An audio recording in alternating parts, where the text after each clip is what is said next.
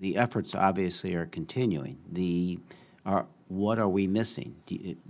Are we sanctioning the right people, or should we be sanctioning people higher to the top that are making these decisions? And I don't think that's a political question. The fact is, both administrations put these sanctions in place for a reason, and the efforts continue. All I'm suggesting is that maybe it's not working because we're sanctioning the wrong people, or we're not sanctioning enough, or the enforcement isn't strong enough, or in some manners, they're overcoming these sanctions by alternative means. Well, let me just comment that I do think we're sanctioning the right people. I'm happy to take personal responsibility. I actively oversee this area. So if there were people that I thought we should be sanctioning, we would be doing it. Now, let me just comment.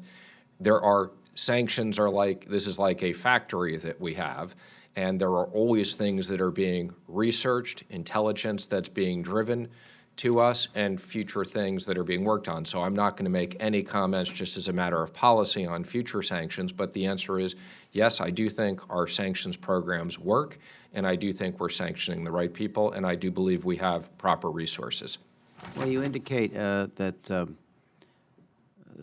FY 2020, the Office of Foreign Assets received a $10 million increase in funding for the office, but the FY 2021 budget requests a modest increase to hire 3 new FTE for Western Hemisphere human rights sanctions, for example.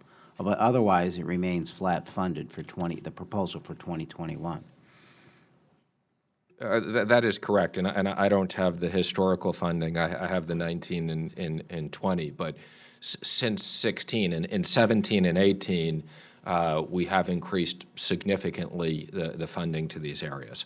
All right, I'll close this round of questions on my part by suggesting that to continue this, assuming that behavior will change based on our current efforts, is probably optimistic, and that we have to look at this from a different vein.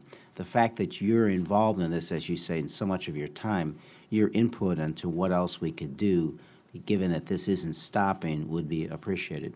Mr. Cartwright.